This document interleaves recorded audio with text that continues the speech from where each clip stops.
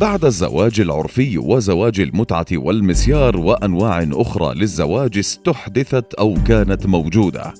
ها هو زواج التجربة ينضم لقائمة تشكيلة الزيجات التي تربط بين الجنسين. فما هو هذا الزواج وما هي قصته؟ وما رأي الشرع والفقهاء فيه؟ بداية القصة: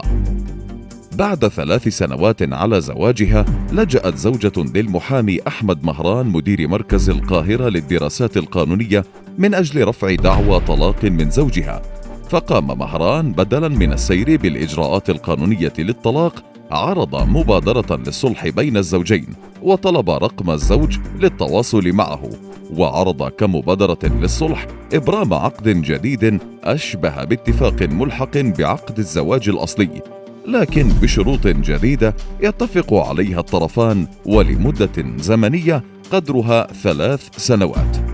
اعملوا حسابكم ان انتم لما تتجوزوا، ولان الجواز تجربة مجتمعية، انتم مش هتطلقوا ولا يجوز لكم التطليق قبل مضي فترة زمنية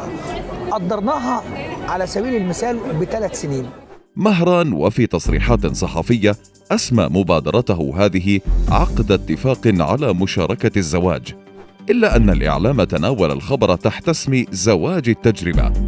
وقال المحامي المصري إنه استمد فكرته من نظام قائمة المنقولات الزوجية، والتي هي عبارة عن عقد قانوني ملحق بعقد الزواج يوثق ملكية كلا الشريكين لتجهيزات منزل الزوجية،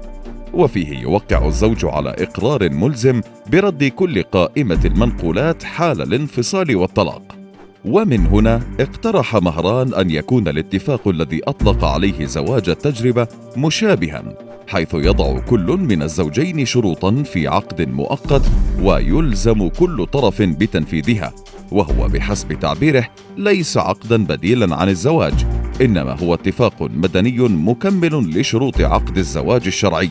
والهدف منه الحد من انتشار الطلاق في المجتمع المصري،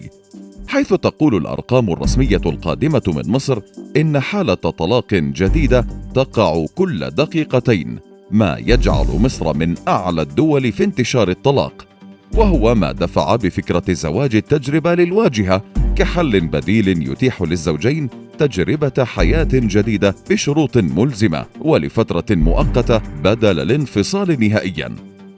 الفكرة وجدت استحساناً عند البعض ورفضها البعض الآخر، حيث أكد مهران أن 220 عقد زواج تجربة أبرم مؤخراً في مصر، وتداول الناشطون صوراً لعقود الزواج هذه والتي واجهوها بسخرية شديدة ونقد لاذع، حيث رأى البعض فيها تقنيناً جديداً للانحرافات، ورأى فيها البعض تحايلاً على ما أسموه الدعارة، وآخرون رأوا فيه نسخة شبيهة لزواج المتعة الشائع عند الشيعة، والذي فيه يتمتع الرجل بمدة معينة بالمرأة ثم يتركها، وهو ما دفع الأزهر للتعليق على الأمر وإطلاق حكم التحريم شرعا لهذا الزواج، حيث أن الأصل بعقد الزواج هو الديمومة، وهذا النوع من الزواج أي التجربة يفتقد لهذا الركن الأساسي. كما رأى الأزهر بهذا الزواج امتهانا للمرأة وتضييعا لحقوقها التي يمنحها إياها الزواج الشرعي. من جهة أخرى اعتبر مختصون بالشأن الاجتماعي والنفسي أن هذا النوع من الزواج عبارة عن جريمة مستترة تهدف لاستغلال المرأة وتسليعها، كما ينسف المعنى الأصيل للزواج ألا وهو الاستقرار. ومن جانب آخر ظهر للواجهة أيضا ما هو متداول لدى المجتمع المصري، الزواج العرفي،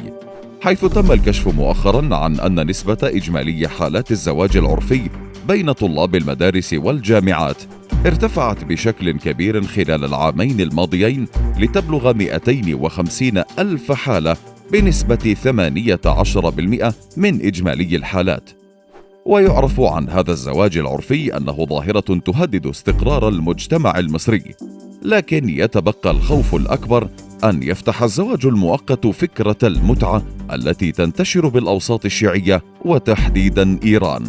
وهو ما لا يرغب المجتمع المصري أو العربي بانتشاره داخل المجتمعات العربية المحافظة نسبيا، والتي ترى بالزواج الشرعي التقليدي قيمة دينية واجتماعية